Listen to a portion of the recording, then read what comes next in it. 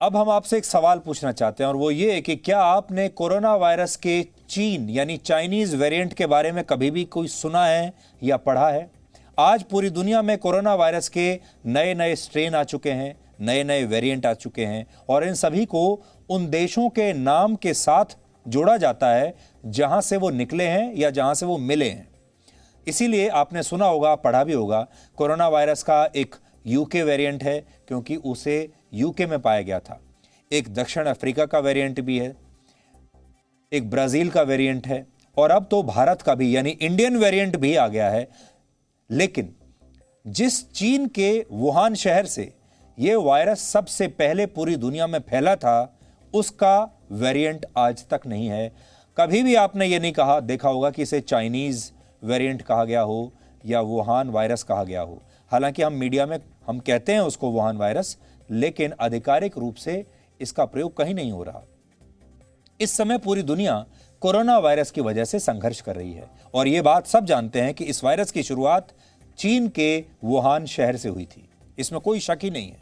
लेकिन अब कहीं भी आपको इस कोरोना वायरस के नाम के साथ चीन का नाम अब सुनाई ही नहीं देता। चीन का नाम कोई लेता ही नहीं, सबने चीन का नाम लेना छोड़ दिया। शुरुआत के कुछ महीनों में लोगों ने चीन को दोष दिया और अब तो लोग चीन को भूल चुके हैं। और चीन वो देश है जहां से ये वायरस पूरी दुनिया में फैला, यानी चीन ने पूरी दुनिया को ये गिफ्ट किया ये वायरस। आज कोई भी कोरोना वायरस को वुहान वायरस नहीं कहता क्योंकि खुद वर्ल्ड हेल्थ ऑर्गेनाइजेशन को इस पर आपत्ति है। WHO कहता है कि वायरस किसी देश या क्षेत्र की सीमा तक सीमित नहीं रहता, वो दुनिया के हर कोने में फैल सकता है, कहीं भी जा सकता है। इसलिए कोरोना वायरस को वुहान वायरस या चाइनीज वायरस कहना गलत होगा। हम WHO के इस पक्ष से सहमत हैं, सही बात है, लेकिन हमारा एक सवाल है, जब पूरी दुनिया में ब्रिटेन में फैले कोरोना वायरस के नए स्ट्रेन को यूके स्ट्रेन कहा जाता है, अमेरिका, दक्षिण अफ्रीका और ब्राजील के स्ट्रेन को उनके देश के नाम के साथ जोड़ा गया है, तो फिर कोरोना वायरस को वुहान वायरस क्यों नहीं कहा जाता? अब तो इंडियन स्ट्रेन भी आ गया है इस कोरोना वायरस का, उसे भारत के साथ जोड़कर कहा जा रहा है उसका नाम। हमारा मानना है कि कोरोना वायरस की जियो टैगिंग जरूर होनी चाहिए थी, लेकिन वर्ल्ड हेल्थ ऑर्गेनाइजेशन ने इसकी जियो टैगिंग नहीं की। जियो टैगिंग का मतलब है सूचना का पूरा ब्यौरा। जैसे किसी तस्वीर की जियो टैगिंग अगर ऑन होती है तो आपको यह पता चल जाता है कि वो तस्वीर कब, कहां और किस समय खींची गई थी, उसका पूरा ब्यौरा आपको मिल जाता है। यानी WHO को कोरोना वायरस की जियो टैगिंग करनी चाहिए थी, जिससे यह पता चलता कि पूरी दुनिया में यह कहां से फैला था, किस जगह से यह ओरिजिनेट हुआ था, कहां पैदा हुआ था और कैसे फैला था। इसे कुछ उदाहरणों के जरिए आप समझिए।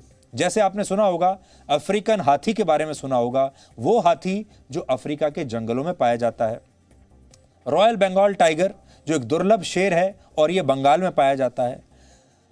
इसी तरीके से बहुत सारे ऐसे पक्षी हैं, जानवर हैं जिनको उनके देश के नाम के साथ उनका नाम जोड़ा जाता है। इन सब की खास बात यह है कि ये एक विशेष क्षेत्र में पाए जाते हैं और इनके नाम उन जगहों के नाम पर ही है। अब अगर वायरस की बात करें तो पूरी दुनिया में ऐसी कई बीमारियां हैं जो जिन देशों में, राज्यों में और क्षेत्रों से फैली, उनका नाम भी उसी पर रखा गया। कुछ और उदाहरण समझिए। आपने स्पेनिश फ्लू तो जरूर सुना होगा। स्पेनिश फ्लू को यह नाम इसलिए मिला क्योंकि यह बीमारी पहली बार स्पेन में फैली थी, इसलिए स्पेन का नाम इससे जुड़ गया।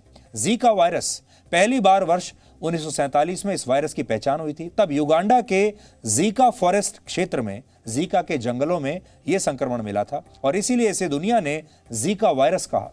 इबोला वायरस आपने सुना होगा, इसका नाम भी ऐसा ही पड़ा।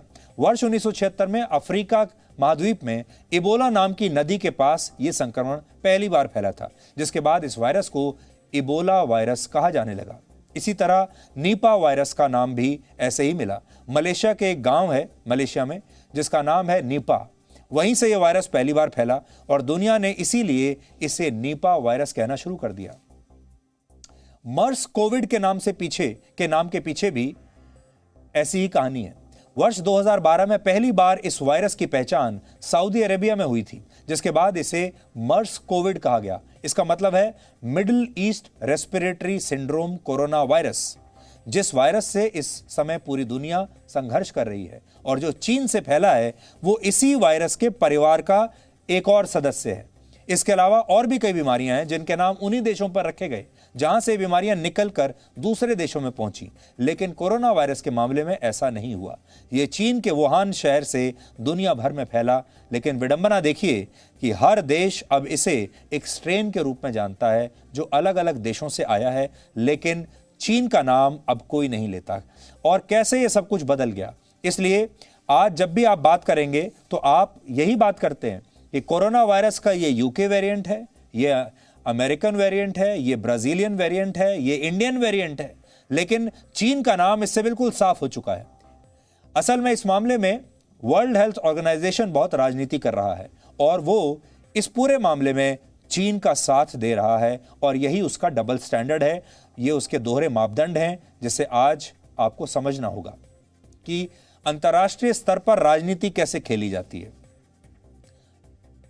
तो ये राजनीति आज हमने आपको समझाने की कोशिश की है कि ये राजनीति कैसे हो रही है और कैसे बहुत चालाकी से इस पूरे मामले से, इसकी बदनामी से चीन को हटा दिया गया है। Presenting B News app available on Google Play and App Store. Download it now.